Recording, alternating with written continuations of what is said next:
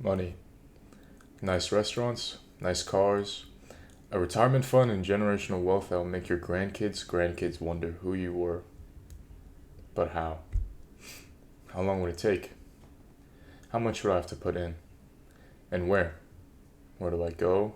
Where do I begin? All of us want something. Some prefer the country mouse over the city mouse, but they wonder how to get there. How do I get to a point in my life where I'm comfortable living it outside from everything I used to know? Then you think, okay, well, before thinking about that, how do I pay this month's rent? How much time would I have to set aside tomorrow to make sure my younger siblings are fed, and what time would I have to leave to get my mother's prescription? How can I ask to eat in the future if I can't handle what's already on my plate? My name is Alexander Barbato, and at the time of this presentation, I'm within my second year of college in the process of transferring to a four-year university. Outside of school, I work a part-time job, and I take care of my elderly grandfather. With that being said, I have goals. Goals that demand much from me out of what I'm given and what I'm left with. More than what these goals are is their purpose. They drive me. They get me out of bed to the coffee pot each morning. More than that, they let me sleep easier knowing I have made some kind of progress to my future, in whatever shape and size that may be. They let me inspire those around me that I care about to live the same way. More than that, they give me the courage to keep walking when I feel like my legs are about to give out from the pressure. Today I'm here to rekindle old dreams with something you've most likely heard a million times already. I'm here to reinforce the significance of a seemingly simple task to tired mouths so used to producing the same sentence over again. That sentence being, I know this already. Today, I'm here to talk to you about the importance of setting goals and how to get on track to achieving the previously unachievable.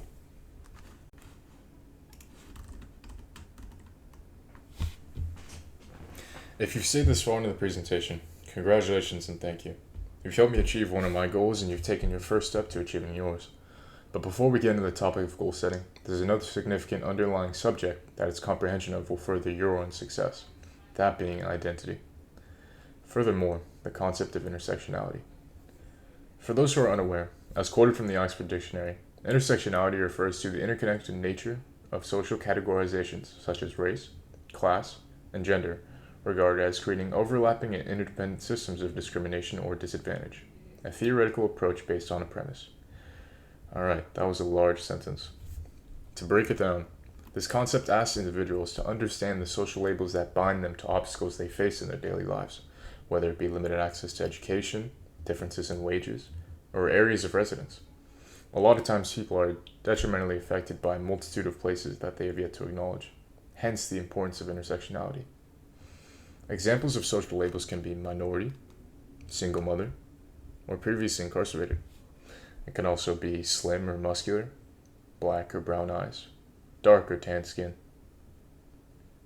Hearing this, your brain will start to filter out how some of these filters apply to you, or if you may fall into other categories. Regardless of what labels you may have, the categories you fall in can ultimately become the constraints that hold you from success. Of course, it isn't easy as just thinking your way out of being discriminated against. If it were as easy as that, the world would look much different than it does now. But before we get into that, I first ask you to think of your labels and categories. If you have a pen and a napkin next to you, try to write out as many labels as you can, and even further sort them into their respective categories. Take a few minutes to really gauge how many different labels you have. Make them as specific as possible, such as commuter or middle-aged. Then sort them into whatever broader umbrella terms you feel to be applicable to people similar to you, such as lower middle class or African American. Alright, if you've done so, great. If you haven't, your thoughts should hopefully be jogged enough from the verbiage I use to have a general idea of where I'm getting at. Understanding one's identity and further their place in intersectionality is a crucial step in the formulation of goals. Taking a deep dive to uncover your many labels can help you further understand new parts of your identity you took for granted, which can help you realize what it is you truly seek to achieve. Wealth, happiness, family, whatever it may be, it all starts from understanding. You can view from an external perspective what social ties hold you down while what others empower you. The woman who championed the term intersectionality was named Kimberly Crenshaw. As a law professor and a further social theorist, she had a significant career that later caused her to write a paper.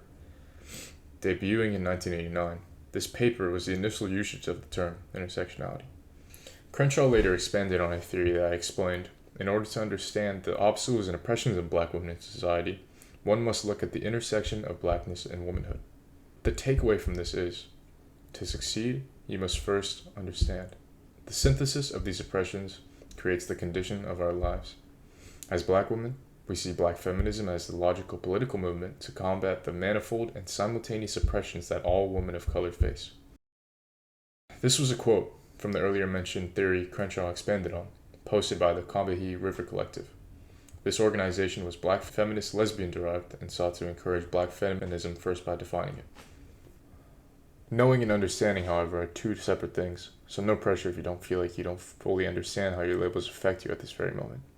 After this presentation, before you take any action, if you feel the need to do so, spend a few days questioning, what does this do for me? How does the color of my skin affect the acquisition of what it is I want? Now, this next part is where most people drop off because they think it's stupid or it's a waste of time. Nonetheless, this is the most crucial portion of setting goals. Start by setting a goal to make your bed every morning, or clean up the couch that you slept on. Or make one of your first goals to stay flexible by stretching in the mornings before work. Overcomplicate the things that you already do on a daily basis. Make it a goal to leave the house 15 minutes earlier, or get to the bus stop at an earlier time. This process will ultimately gauge your strengths and weaknesses, what times of day are best for your productivity, and what times are the worst.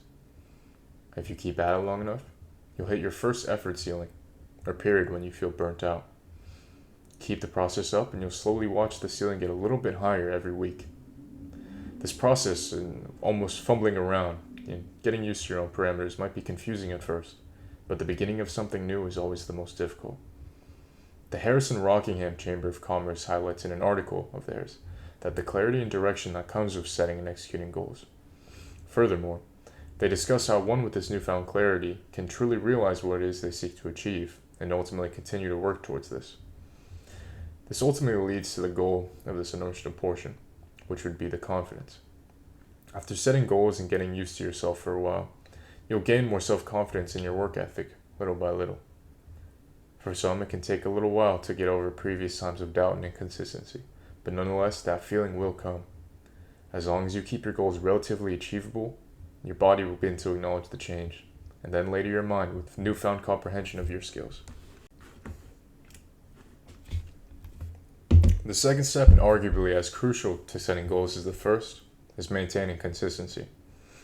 Oftentimes, people will set goals and get in motion, yet fall out of habit and be thrown back to where they started before they even realized. Whether they got too comfortable or just gave up altogether. Without something to measure success, failure is bound to creep up. This is where taking account of your work comes into play. One of the best methods being through writing. By tracking all of your progress down, good and bad, you have physical proof of the effort you've been putting in as of late. More than that, it gives you physical grounding that this actually happened, and it isn't just another late night motivation period that left as quickly as it came. Maybe you don't write on a daily basis, so having something to write about that leaves permanence behind in comparison to the disappearance of a thought can be motivating when looked back upon, which leads into the next segment, reflection. Reflection is one of the key aspects of staying consistent. You can write as much as you want, keep track of as much as you want, but if you aren't reflecting on your work, then you will have achieved nothing. Taking granted of your own effort is one of the top ways that you will drop your consistency. Without any type of reflection to break up the pattern, then the days will blur into months, and it seems like you're just idling by doing the same little work day by day. Unless you have something that tests this goal you're developing weekly, you're bound to fail. The best way to reflect is with celebration. Try your best to reward yourself with something with an activity that relaxes you. Before, after, or during, review what you've written down over the recent time period. You don't have to analyze the notes deeply. Just look at them and feel the effort that you've put in. Let it build your confidence while you enjoy a drink or before you binge that series you've never had the time to. Outside of taking physical account, without a bi-weekly reward, you'll be sure to underscore the work you've put in and doom yourself for failure in the long run. This next segment of the presentation is arguably the most important, as I unveil the true audience that this is geared towards. Those who have already tried in the past, who have been met with obstacles that just seem to keep piling on. Those with so many responsibilities on top of their own daily lives that it just seems pointless to continue. I waited for 3.5 years. White man did in 1 week. A quote from a personal favorite motivational speaker of mine, Dr. Umar Johnson. I think about this quote quite often, as it truly encapsulates the thought process of so many. And unfortunately, to this modern day, it's still right. Criminal justice inequalities, wealth and the means to capital, workplace differences and hiring biases, access to quality education, even the detriments to mental and physical health from discrimination. As necessary for the presentation, I highlight these things, although most within the audience already know them too well. So many factors knock down marginalized communities, people of color. I'll end the anticipation by saying that there is no immediate answer to this. There's no ultimatum on the next slide that will change all of this. These factors may never in fact go away. It's something we'll most likely have to live through our entire lives. So what do we do? Meditations, Book 5. The impediment to action advances action. What stands in the way becomes the way. Marcus Aurelius. We get used to it. Things don't get easier in life. Hurdles don't magically disappear, but we get used to it. That is strength. Needing less energy for the things that take so much from us. Mastery over the unavoidable. Taming the raging seas by becoming better at guiding the boat. An article from Davron highlights the physiological benefits of setting goals, beginning with the reduction of stress, a developed sense of purpose, and increased perseverance. Even further, they discuss how one's performance can increase within their environment of work. This goes in tandem as well with evidence pointing to an increase in academic success. After all is said and done, a calm sea never made a good sailor. It's cliche, but it's the truth. It's no different than faith. It's just pointed to ourselves, to the effort we put in each and every day. The early mornings reading the sheet music on the bus stop to trying it out on the saxophone riding the subway back home each night. Those short minutes we have before the next long shift reading about how to replace a head gasket with limited tools. These define our conviction. They outline the courage we had to know nothing about what would happen, but still put one foot in front of the other. To doubt that the time it would take would turn out to be wasted if it was all for nothing, but still choose to do it anyway. That is the answer. To keep moving forward. If you have to, start by crawling, and then to a walk, and maybe even to a run. Bank off that maybe, because before you know it, it'll be coming eventually, and then it'll be here. There's no guarantee that our efforts will turn into success. The only guarantee is that if you don't move, you'll stay in the same place forever. No day without a line. That's what the quote which stands under the title of this presentation means. It comes from a man named Pliny the Elder, who at the time was recalling a story from a Greek painter. This said painter, who went by the name of Apelles, was said to retain his skill as an artist through consistency, painting at the minimum one line each day. Even during the busiest of times, Apelles never let a single day pass without a line being produced. It should be blatantly obvious that the average life in ancient Greece was much different than it is now, but that's not the point. The point is that this isn't something new. Consistency dates back to the beginnings of recorded history.